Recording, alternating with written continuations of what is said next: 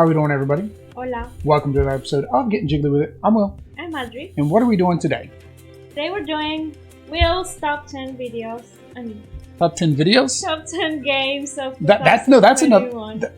Yeah, what's my top? Okay, we'll go with my top 10 games today. Top 10 videos. We should go through all of our videos and do our top 10 videos. Or maybe we should put that as a poll. Make everybody else watch all of our videos. And give us the top 10. You know, hours and hours worth of content this year. But yes, it is my top 10 games. If you saw the previous video, we already went over Audrey's top 10 games. I don't know. Should we say that we have matches if we have matches, or should we just pretend like that didn't happen? So that way they have to go watch the other video to see what matches. I think they should have to go watch the other video. Okay, so we're not going to tell you which ones were on both of our lists. So therefore, you have to go watch her video too. Okay, extra YouTube viewing watching time. So here we go. So this is, of course, not our top 10 games of all time. The reason is because Audrey has not played as many games as I have, and it's been a while since I played some of the games I used to play. So this is just the top 10 games we played this year since we started playing games together. Like I said, Audrey's list is over there. My list is, well, a key, because you're here watching it. So we'll go ahead and start. We're going to do some honorable mentions. We decided not to. So maybe we'll do like an honorable mentions video where we'll just kind of mention some good games. We do have some other videos planned, like our favorite at 2 players, because we played a lot of games that we like, but there are certain games we like better at 2 players, which games we feel are good starter games, and so forth. So we'll go ahead and start with my number 10. Number 10! Which of course is kind of not very hidden because of the stack size over there. But Audrey has my number 10 over there. It's the whole thing. It is the whole... So I was able to... It's still got a little bit of a box lid lift here, but I was able to get everything inside the box for Merchant's Cove. So number 10 is Merchant's Cove. I really like this game. We played through all of the different characters. The way Merchant's Cove works is you are one of multiple merchants trying to complete your tasks to make your goods so you can sell your goods to the different adventurers who are coming into, well, Merchant's Cove. You do that through some type of asymmetric power, so each one of the different characters, the different merchants, are going to play a little bit differently. There's one that's based on dice rolling and dice placement, one based on like a, they kind of are calling it a, what's the Candy Crush, like, because things fall down and you have to choose which way you want to do it.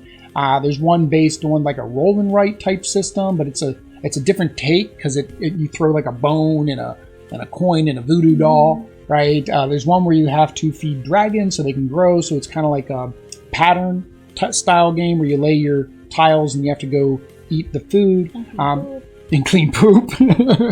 But every single one is different. I think that's really nice because it gives different players ways to play a type of game that they like. If you like dice placement, if you like puzzles and strategy, if you like roll and writes, right? They all have different mechanics that whoever you're playing with can like, right? The end game is who can sell the most goods, right? So Audrey played, what, the blacksmith, the alchemist, the dragon rancher, and the innkeeper. Yeah. And they all played really differently. Totally different. But they were all fun. They were all fun, and I really like this game too. Yeah.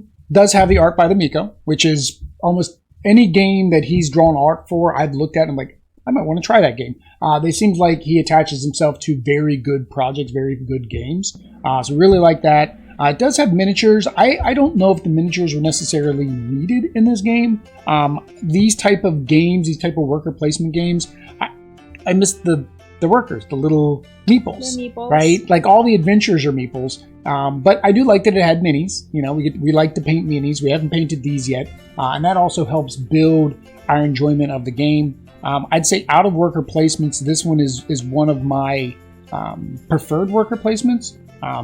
Audrey really likes worker placements. I like worker placements, but this one did stand out to me as one that we played this year that I think I enjoyed playing the most out of those worker placements. So that is my number What am I on? 10. 10. I just started. This is my Just number 10. 10, Merchant's Cove. Now, this is already going to fill up your room over there. I guess you're going to have to get rid of your Propel bottle over there. We're going to cover Oddity up eventually because my boxes seem to be slightly bigger than Oddity's boxes. Yeah. All right. So number 9, my number 9 game is a newer game I'm going to say newer game that we played, but all these games are newer games. We got them in the last year. But a newer released game, and that is Trekking the World.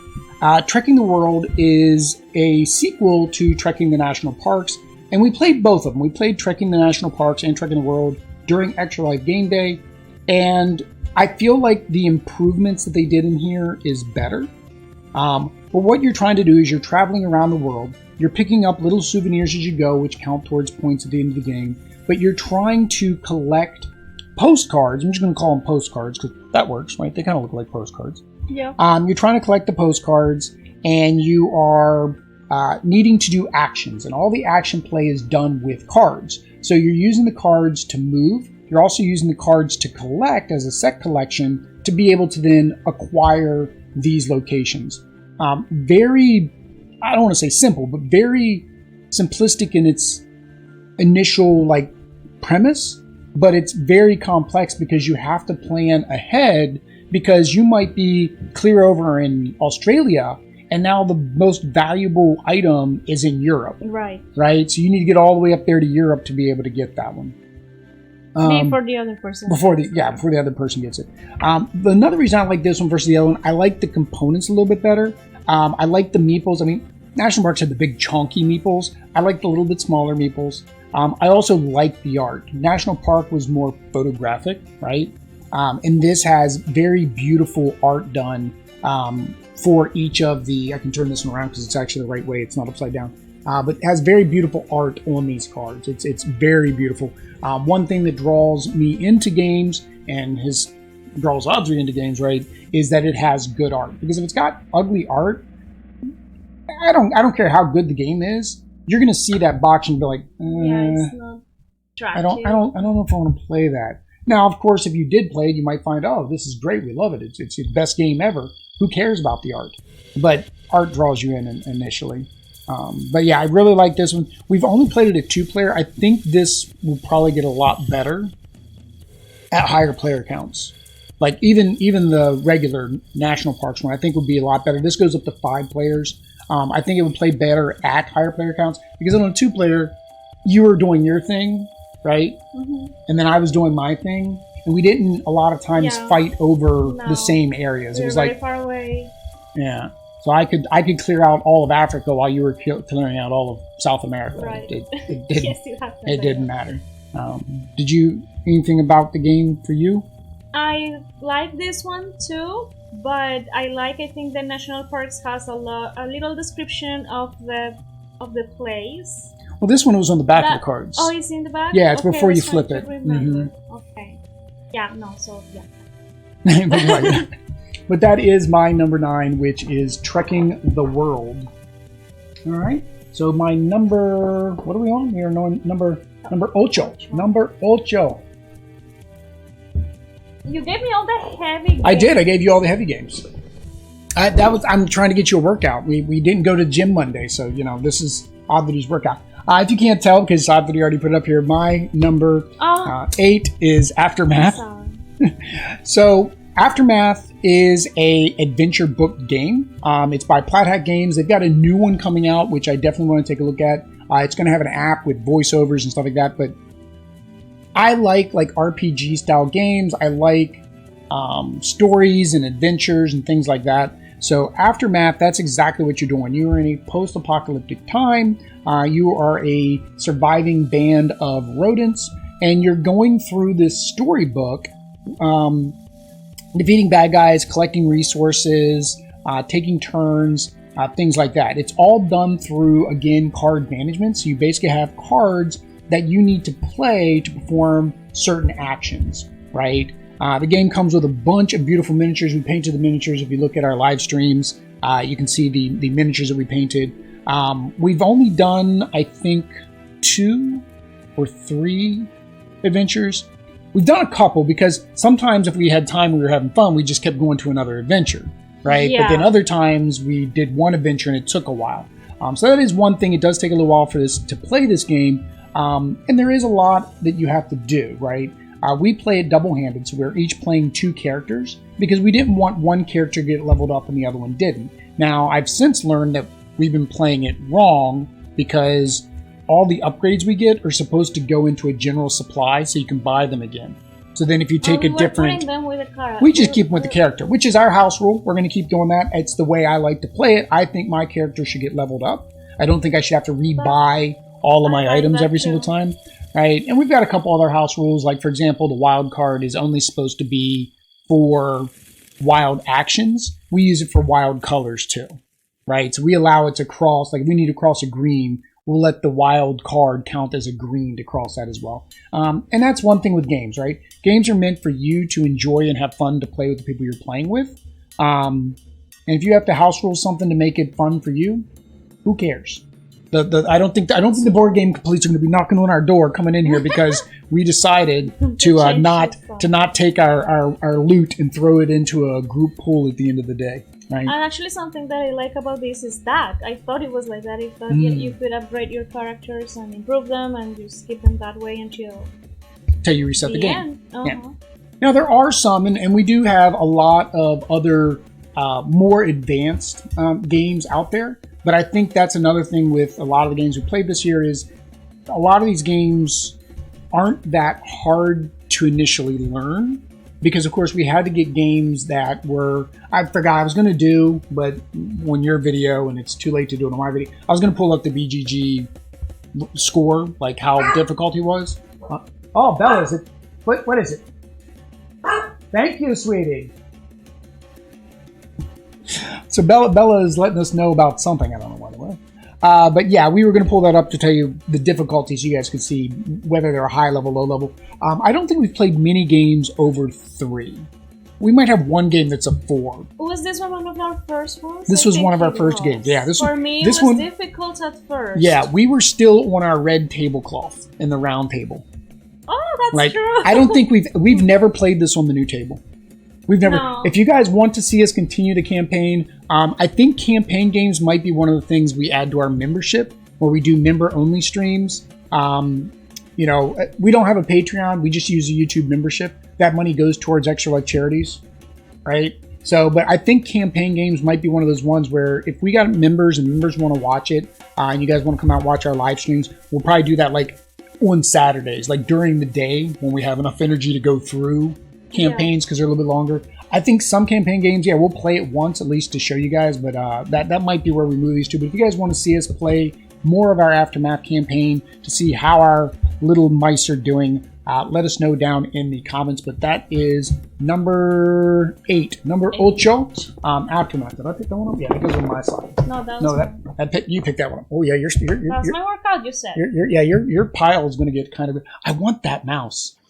There's a cute little mouse here, and I think she's supposed to be from an expansion that has not and probably will not happen, but I think she is in the card game. There's a card game based on this world, too. I love this one. Love him. Oh, the little hamster, her. It's a hamster, yeah. I think it was her, yeah. All right. Her. So her. That was number 8, Aftermath. So my number 7 game was played during our theme park week, right? So it stood out to me as out of all the theme park games, it was the one that I liked the most. So my number 7 is Funfair. So Funfair is a version of Unfair. In both Funfair and Unfair, you're basically trying to build the best theme park. The only difference is in Funfair, you don't have those unfair cards in it. hence the name different. You don't have those take thatty type cards. But what you're doing is this is another card laying game. You guys are probably seeing a theme here. I like card play. I'm realizing that now as I'm, doing this. Yes. But you basically have a market of cards. You're going to buy the cards and then build up your amusement park. So basically, say if I have a roller coaster, I then can add a pirate theme. And then I can add a concession stand, and then I can add like different things. And the higher each of your rides get, or your amusement park areas get, the more points you're going to score at the end of the game. you're also going to be able to hire workers. These workers are then going to also increase those points, right? So say if I have a fairy worker and I get a fairy tale theme, I'm going to get extra points at the end of the game for each one of those that I build. Rounds continue through. Once you are done the round, you score up the points. It's very simple in the way it works. Again, most of these games are pretty light. I like the card play. I like the card mechanic. I do like, out of the different Tableau games we played, I like the way this Tableau works. I like the theming of it, right? I like that I'm building a theme park. I like this too because I feel like I'm upgrading things, right? Some of the other ones we did, like Danger Park, was just all about blowing the park up. And it was a totally different strategy of how to get your meeples around, right? Meeple Land was tile placement, and you had to figure out your park that way. But I felt like at 2 players, and maybe again we play these at higher player counts, I felt at 2 players, Meeple Land, the market could get kind of stale, whereas in Funfair, the market switched out every round. So you always got brand new cards every round. So yeah, I mean, I just like the way it played. I like the art, I like the graphics. One thing I wish, and unfortunately Good Games Publishing has said that they're probably not going to do, is expansions for Funfair. It was meant to be a standalone. They said if they're going to do expansions, it's only going to be for Unfair. So we might have to pick up Unfair. Now, you can pick up Unfair, and you can take out those Take Daddy type cards if you don't want them. Although sometimes Oddly likes her Take That cards. Sometimes you do. Yes, I do. But what did you think of Funfair? I like it too. I'm gonna say it's not my favorite theme park game. So there's a hint for you. Oddly has a different theme park game in her top 10. Yeah, but I like it too. It is cards, which is not. Oddly doesn't like cards. But this one I like it. I like some. Yeah, some. I don't know. Well, I think. I think something else is we used the Meeple Pub app to determine our tops, right? But I don't remember. Did it ever put this and the other park games against each other to where you had to choose which park game you liked more? I don't think it did, and I think that is one of the disadvantages of that Meeple Pub. I'm very analytical. That's my problem. I'm very analytical, and I need something that's going to do that analyzing for me, right? Audrey, on the other hand, I think if I would have just given her a list of all the games, she would have just scrolled through and probably could have picked her 10 favorite, just like that, right? Now, but sometimes it was hard for me to pick on the app, like when they showed me two that I really that you really liked, you didn't know which one you liked more because they were very different, and I like both, for example. So it was not that easy, but yes, I am. I like. Sometimes I like it, and I cannot explain even very well why. I just like it. I like it. I think that's the same thing with me. Like Foster the Meeple mentioned in one of their videos that they're omni gamers, right? We like most games. We'll play a game, right? I am more vocal about what I don't like on things than what I like, because I'm happy watching a B movie. I'm happy watching Sharknado, although I've never watched any Sharknadoes. Maybe I should. But I'm just happy watching that, right? I had the same issue when I did comic book reviews. I could not write. So what I had to do was very analytical, categorize. So next year when we start doing our first impressions, we're going to do it that way. And Z Garcia is very similar. He categorizes sections, and that's how we're going to probably do it, because that's just the way my brain works. And it makes it easier. Hey, did we like the theme? Do we think it worked at this player count? But they would make it easier for me. Yeah, so I digress. That is number 7, Funfair. So my number 6 game is on your side. But you say it first before I show it? Number 6 is, dun dun dun, Everdell. We need. So Everdell is our number 6, or my number 6, because this is not our top 10. This is my top 10. So Everdell is a tableau building game. Again, surprise, surprise. What do you play with? What do you play with? Cartas. Cards. You play with cards. So Everdell is a tableau building game with cards. It is a worker placement game. You're sending your workers, little animal workers, out through the seasons, out to do different things, gather you resources, gather you different things. Certain seasons you'll be able to take from a common pool of cards. Certain seasons you'll get additional workers. And you play over the course of 4 rounds, building out basically the best town, the best village you can. And each card will interact with another card, right? So like one card will say you get 5 more points if you also have this card with it, right? There's also objectives, right? So there's like little objectives so you can try to get the cards that fulfill your objectives. Now those are pretty hard though, because that's a big, it is true. Big stack of cards. There's like so many cards. And I've heard you're not supposed to merge all the expansions because those objectives become next to impossible. Because your stack of cards just gets too many. So you basically ignore the objectives at that point. Now, mentioning that, we do have all the expansions coming in. So, of course, this is currently rated as high as it is as the base game. Some of our ratings are based on the expansions that we've played together, making the game better. So, for example, Merchant's Cove, maybe 1 or 2 of the characters in the experience we liked a little bit better. But yeah, so I like it. I mean, I like the art. The art's beautiful. It's animal-based. I've always liked animal-based games. Another reason, Aftermath, I guess there's another similarity. I like animal-based games. I read Redwall. I think I only ever read the first Redwall book back when I was in high school. I like that theme of animal creatures that can do things. I like the worker placement. I like the tableau building and figuring out the best objectives, the best way to get that, to get the most victory points. It's a very good game. I mean, most people know this is a very good game. I don't think there's anybody that would say it's not, really. It's very good. And it has cards, and I might not be a fan of them, but of card games, but this one, I think the cards are not difficult. And you don't have what's called wall of text. Yeah. and it's combined with the other things that you do in the game, so I love it. It flows very well. But yeah, so that is numero 6, Everdell. I think Everdell is bigger than Funfair, so Everdell's got to change me. Spot. Oh, you grabbed that one? You're right. I just like taking all your games, so that way your stack isn't as high as mine. It's stack-itis. My stack is so tiny. I'm kind of feeling sad over here. You got that big stack of games. I have a tiny stack of games. All right, there we go. That is Everdell. So number 5, my stack's about to get really big. So number 5 is shocker, another card.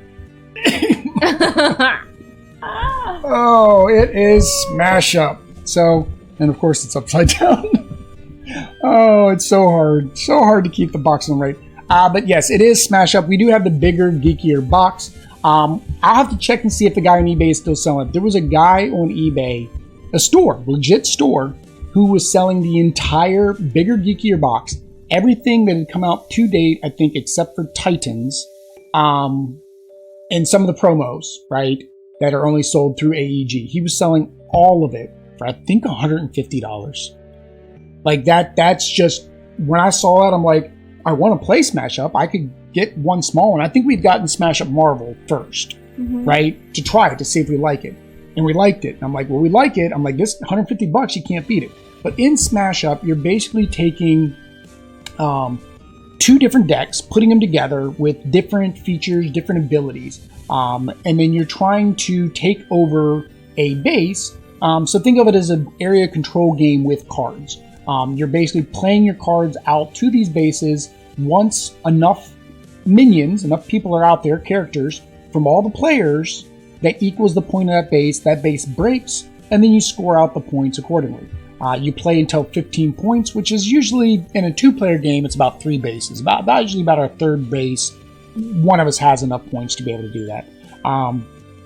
But yeah, I like everything about it. There's a lot of the bigger, geekier boxes, no understatement. There's a lot of geek culture references in here. They have a deck that's supposed to be like Power Rangers. They have a deck in here that's supposed to be Star Wars, Star Trek. I see.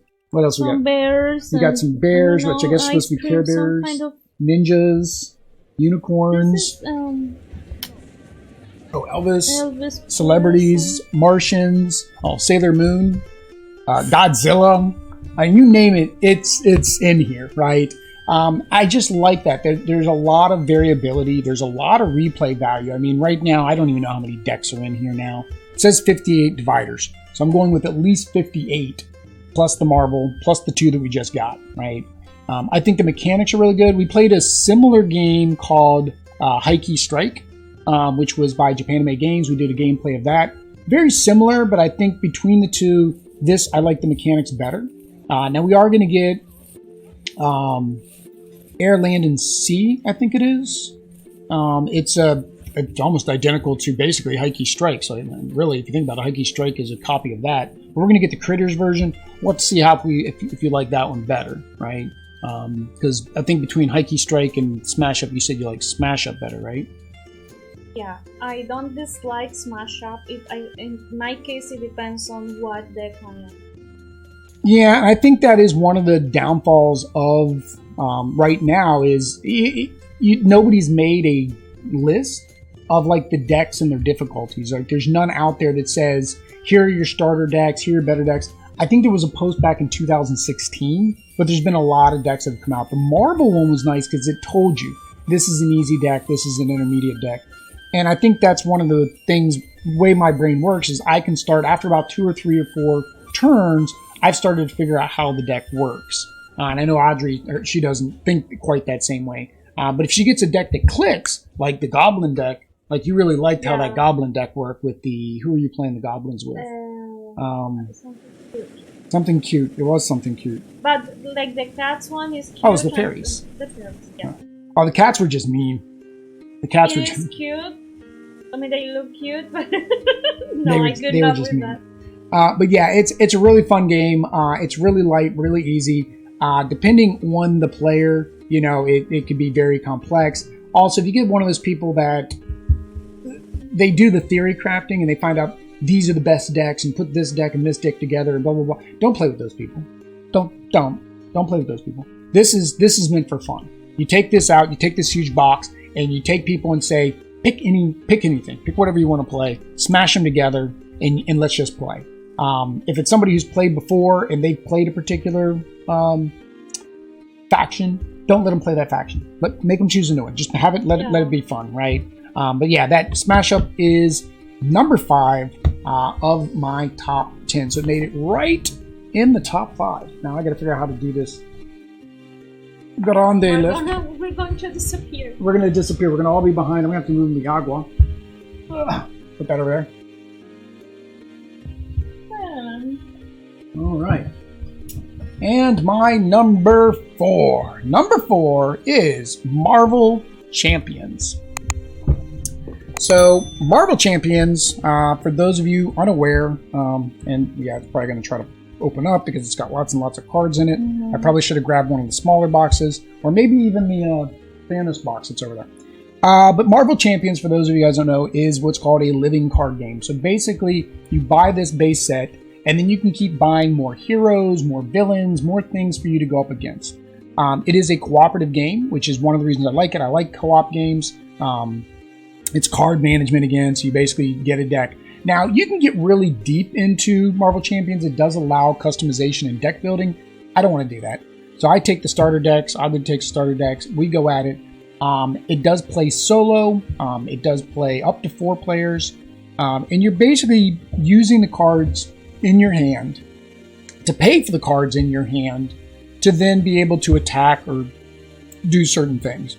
Marvel is my favorite franchise. When it comes to IPs, comics, just in general, Marvel is my number 1. I've been reading the comics since I was, teenager? Was I a teenager? I might have been younger than a teenager when I read my first comic. So I really like it. Audrey likes Marvel too. It's her favorite because of the movies, right? Because we watched the movies when we first started dating. Yeah. But I don't know. I don't do well with this game. And that is one of the things with Marvel Champions. With Marvel Champions, you do need to have that kind of analytical mind of what to do. And you have to not be afraid to get rid of things, right? Audrey, she wants to hold on to her cards a little bit. Because right? if I discard something, and then You think you might need it that's later. what I needed. Yeah, it always happens like that. I've started So I've started to don't give know. up on that and just get rid of it. Get rid of all the cards if you don't need them. But yeah, it's very fun. It's fast action. All of the variability, you can add in different modules, different villains, and they all play differently though, right? Every villain has played completely different than the other. That makes it good. I don't like that some cards have lots of text and it is not very clear. Well, for my English level, I don't know. But yeah, so that's variability. The heroes are variable. The different heroes are fun. And that might be if you're gonna get into Marvel Champions. You probably, if you're not somebody who can go and pick up something really quick first time you play it, you probably want to find your favorite hero, or go online and look for a hero that's recommended for a new player. Don't go get some overpowered hero because then you're going to get a false impression. Like don't just play the game with Doctor Strange. I've heard Doctor Strange is broken. I've also heard don't play it with Hulk, even if he's your favorite, because I've heard he's broken. Although you did pretty good with Hulk. You were smashing everything. Yes, It was I just remember. smash. Oh no, I played Hulk. No, I played Hulk. Maybe we both played Hulk. No, Hulk was the one where you had to discard your whole hand at the end of the turn. When he was, but I think I played Hulk. Maybe you played She-Hulk. Was it? Maybe. I think you played She-Hulk. I played Hulk. I don't know. You guys have to go back to the other videos and Yes, tell us that's true. what you You played. played Hulk now. I remember. Because at the Hulk, the end of his turn, you have to discard all of his cards. Yeah, Which is that's true. cool. I like that too. Very different mechanics for each one of them. And at the same time, that's another thing. If you're starting out, the starter decks are fine for the starter villains. You would eventually need to probably learn how to make decks a little bit better. But they did implement a rookie mode, which is what we're playing now, is the rookie mode just for streams because it takes less time. But yeah, it is complex. It is It's complex. difficult. It is difficult. I'm a thinky person. I'm analytical. So for me, that's fun figuring out the puzzle, even if sometimes the puzzle kicks our butt. Yeah, and it can take very long. It can take a while. Now, yeah, we've had a couple where we're not even able to get through the first phase of a villain in a couple hours, right? So even trying to do rookie mode took us a couple hours. That's another thing to point out, is it does take some time to play. But that is my number 4. Marvel Champions and all of the expansions that we've gotten or at least played so far. Okay. Something like that? All right. So my number 3, número 3, is on my side.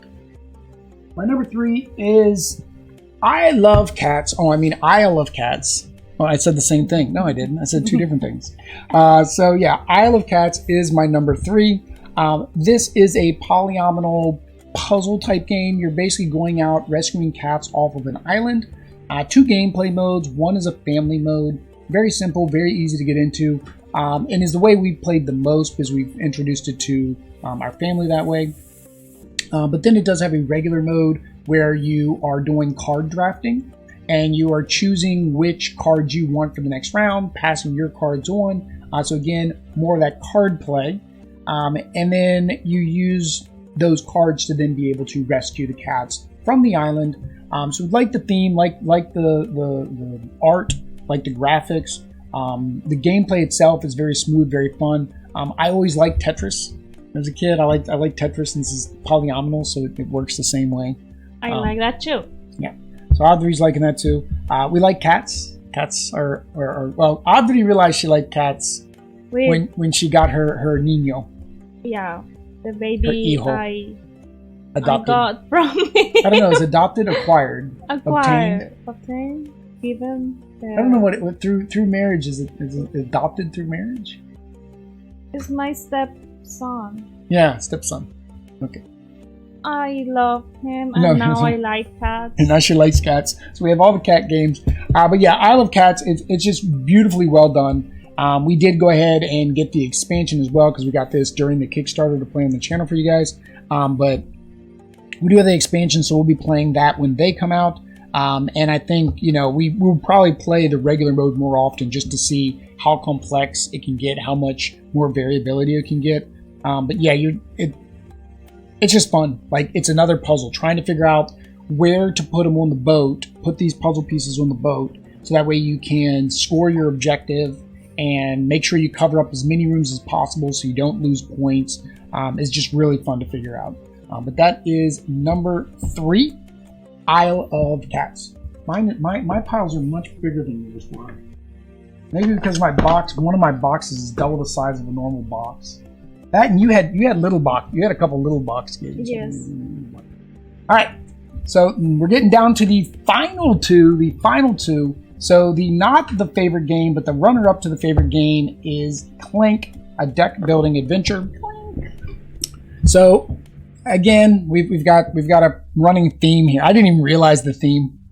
Didn't even realize the theme until, what was it, about the 4th game in. I think every single one of mine involved cards. Well, this doesn't really involve cards. What?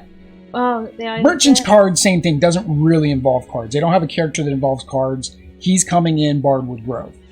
But yeah, the Isle of Cats, the cards is just the drafting to get your ability to capture. I mean, it's not really the gameplay. The gameplay is the tiles.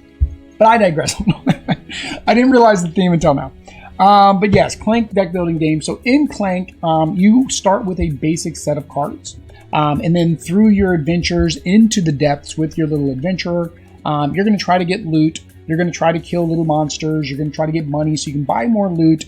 Because the person who has the most points, either through their cards or through their loot, is going to win the game.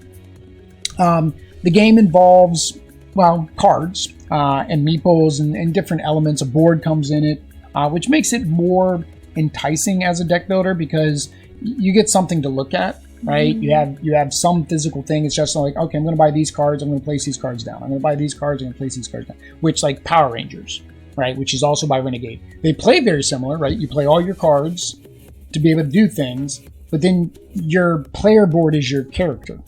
Yeah. Like you attach it here. This, you have a whole player board. You're traveling through the depths to try to capture and get all of those artifacts, right? Or try to buy things. And then it's a press your luck. It's how deep do you want to go before you're going to start summoning the dragon through your clanks, right? Through your noise. And he's going to start attacking you and you start losing health. And then you have to run all the way back up before, game over. It's game over, man. Game over.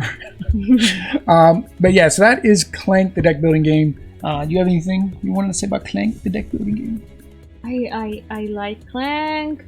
Clank is probably her favorite deck building game out of the ones we've played. But it's because it involves other things that you do, and I like the fact that I move things around, and as you said, like go and try and see if I am able to get what I want before somebody else gets it, and then go out on time. So, safety, yeah, make it out on safety. It's like it has lots of things, and the cards, I like them. I mean, it is not difficult at all. Yeah, and then the other nice thing is there's lots of expansions, right? We've played 2 of the expeditions. So the expeditions add new boards and new elements to the game to make it variable. Each expedition actually has 2 different game modes in themselves. They have 2-sided boards, which is really nice. The base game has a 2-sided board too. They have a basic board and an advanced board. But then there are 2 expansions that not only give you new boards and new things that happen, but they also give you more cards, different cards to add to your total deck. So again, adding more variability, more expanded play. There is Clank in Space. We'll probably give that a try. And then there is Clank Legacy, which I definitely want to give a try as well. From what I understand is your deck continues through and you unlock more cards as you go. It's more, so kind of like how you were saying about being able to upgrade in Aftermath.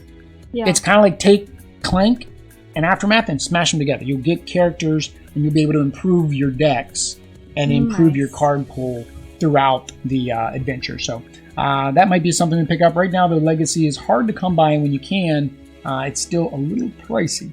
But that is number 2, Clank, a deck building adventure. I don't even know where that's going to fit on your pile over there. Maybe under Marvel? Under Marvel. Roughly works. That's probably cutting off all the light over there. This one's probably cutting off all the light on my side. We're just a mess. I was like, hey, let's put the board boxes up. And in the Oddities video, you guys will hear the same thing. I was like, do I want to set it all up in the middle so you guys can see it? Do I want to do B-roll? No, we're going to have a whole pile of boxes on the side. Because Yeah, I'm lazy and I don't want to edit a video. All right, so my number one game played this year, probably should come as no surprise. It's way down here in the bottom. Hey, I finally got a small box. Is Marvel United. Sorry about that thunk. Marvel United. If you guys saw, we played. I got the X-Men one here because this is the latest one, so I just grabbed this one. And X-Men is my favorite. Duh. I mentioned that in your video and didn't mention in my video that X-Men is my favorite Marvel. But I love Marvel United. I love the X-Men. In Marvel United, you're basically recruiting your team of heroes. You're working cooperatively to try to beat the villain. Of course, in X-Men, they did build a new versus mode in, and you're playing cards. Shocker. Oh. But you're playing cards. The nice thing, though, is your cards do help your the next player in line. So basically, the bad guy plays a card. He's going to move around the map. He's going to do some kind of effect, which they call a BAM. Then it's going to explode across the map. He might have a henchman that BAMs. He might have something else that occurs. And then you get to play your cards. You can move. You can take an action. You can fight. And those are going to be used to complete the objectives, which is thugs. Thugs, civilians, and in the normal game, just the missions that are on the different maps, which each of the villains have different challenges you have to complete.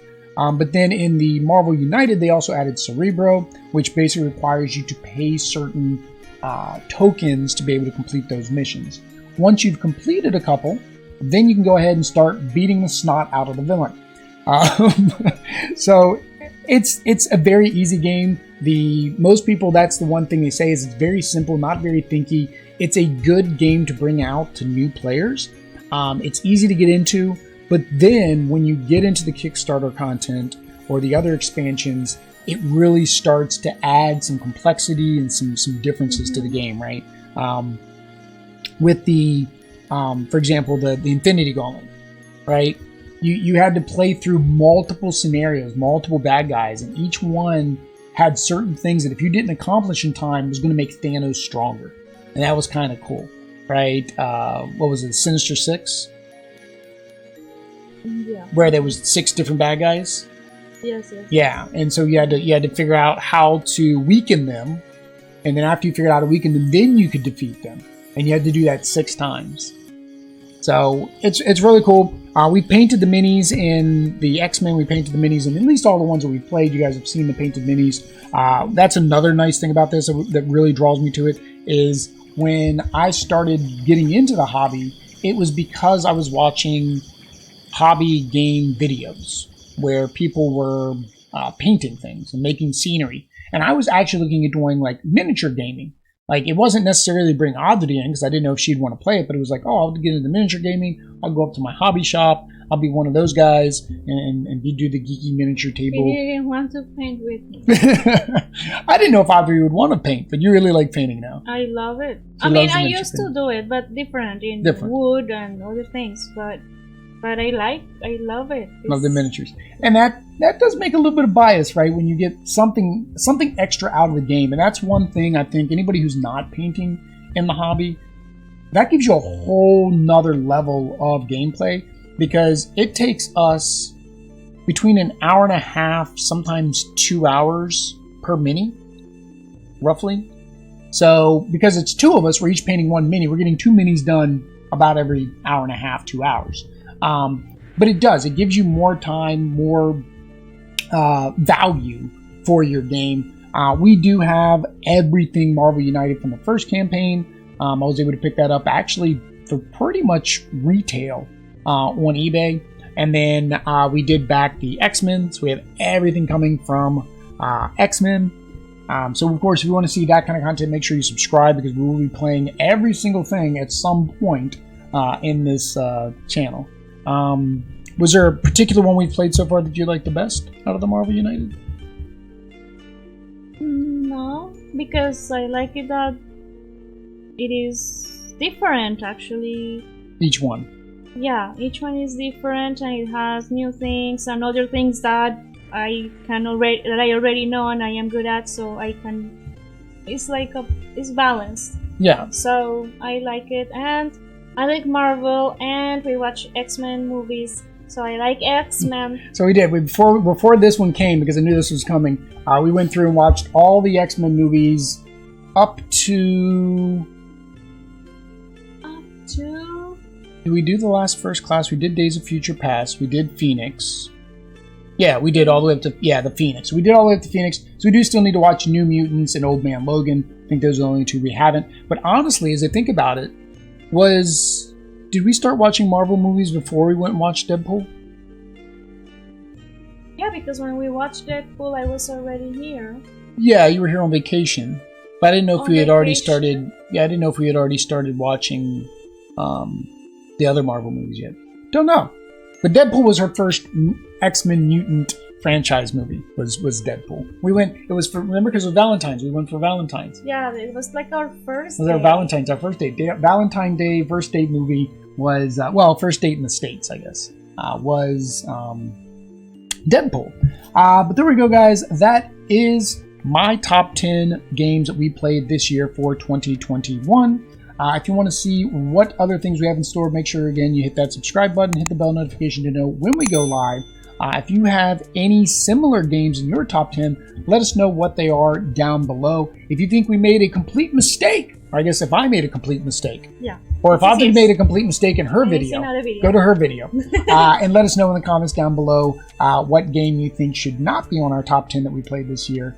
Maybe what game we did play that maybe we overlooked. Because we played a lot of games. We played about 60, 68 to 70, 80, close maybe to 80 games this year on the channel. Lots of videos for you guys to go through. But until next time, guys. Adios.